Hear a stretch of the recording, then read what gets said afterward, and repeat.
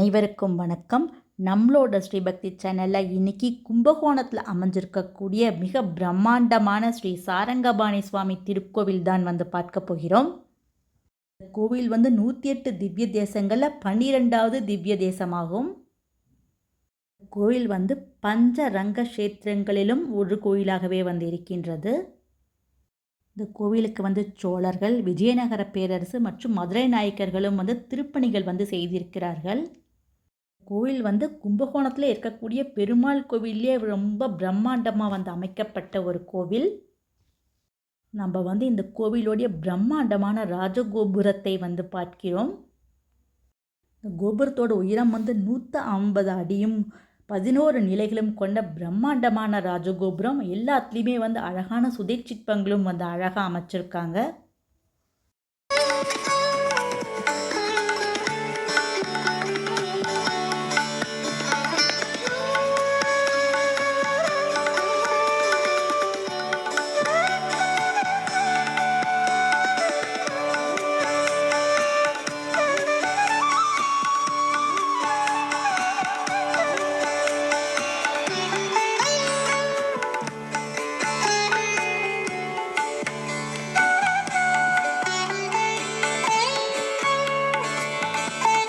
இங்கே இருக்கக்கூடிய பெருமாளுக்கு மங்களாசாசனம் பாடியவர்கள் பொய்கை ஆழ்வார், மதுரகவி ஆழ்வார், குலசேகர ஆழ்வார், திருப்பான் ஆழ்வார், தொண்டரடி பொடி ஆழ்வார், பேயாழ்வார், பூதத்தாழ்வார், திருமிசை ஆழ்வார், நம்மாழ்வார், பெரியாழ்வார், ஸ்ரீ ஆண்டாள்.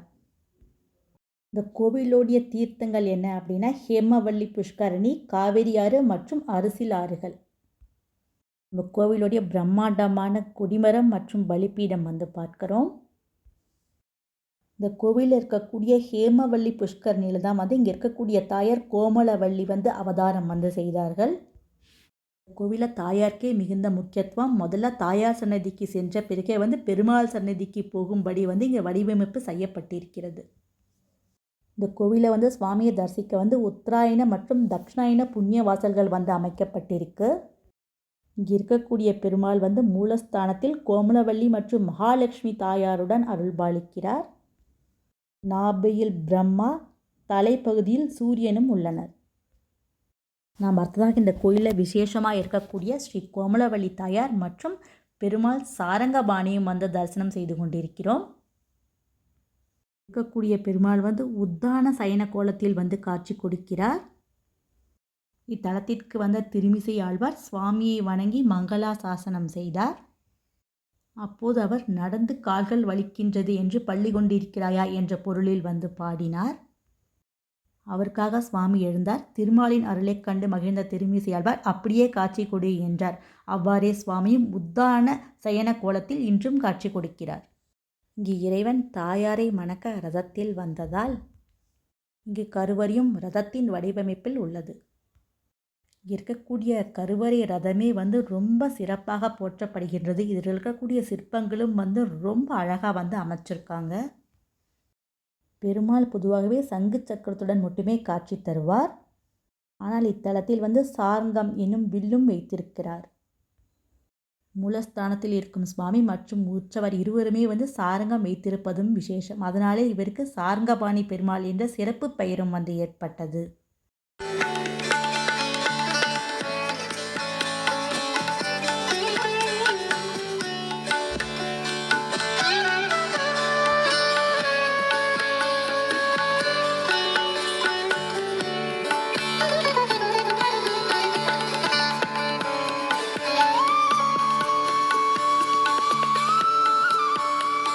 இந்த கோயில் பார்ப்பதற்கே மிகவும் பிரம்மாண்டமாக இருக்குது. அதே சமயத்தில் இங்கே இருக்கக்கூடிய சிற்ப வேலைப்பாடுகளுமே ரொம்ப நேர்த்தியாக அமைச்சிருக்காங்க. ரொம்ப அற்புதமான கோவில் தான் இன்றைக்கி நம்ம பார்த்து கொண்டே இருக்கிறோம்.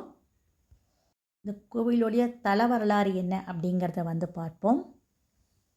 ஒரு சமயம் விஷ்ணுவின் பொறுமையையும் சகிப்புத்தன்மையும் சோதிக்க பிருகுமுனிவர் வைகுண்டத்திற்கு வந்தார்.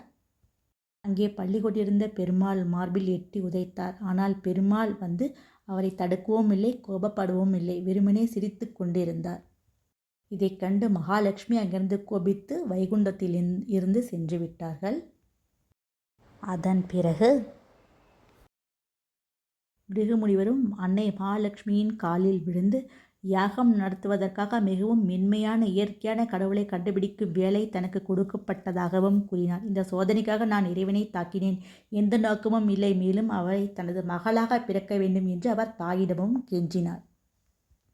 அன்னை மகாலட்சுமியும் பிருகுமுனிவரை ஆசீர்வதித்தார். பிருகுமுனிவர் கும்பகோணத்தில் மகாலட்சுமி தனக்கு மகளாக பிறக்க வேண்டும் என்று கடும் தவம் செய்தார். தாமரையின் மீது ஹேம புஷ்கரணி குளத்தில் தாயை கண்டார். அவர் குழந்தையை எடுத்துக்கொண்டு அவளுக்கு கோமலவள்ளி என்று பெயரிட்டு மிகவும் சிறப்பாக வளர்த்தார். பின்பு கோமலவள்ளி தாயாரை பெருமாளுக்கும் பிரம்மாண்டமாக திருமணமும் செய்து கொடுத்தார். இதனால் இந்த இடம் அன்னை கோமலவள்ளி தாயாரின் அவதார ஸ்தலமாகவே போற்றப்படுகின்றது.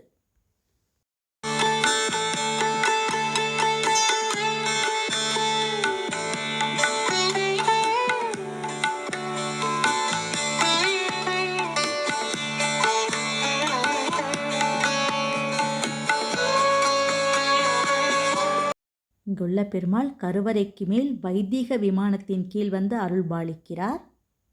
அடுத்ததாக இந்த கோயிலுக்கு சிறப்பாக சொல்லப்படுவது என்ன அப்படின்னா, பெருமாளை குறித்து 12 ஆழ்வார்கள் மங்களாசாசனம் செய்த பாடல்கள் 4000 திவ்ய பிரபந்தமாக தொகுக்கப்பட்டுள்ளது. இந்த பாடல்கள் கிடைப்பதற்கு காரணமாக இருந்தவர் இத்தலத்து பெருமாளே ஆவார்.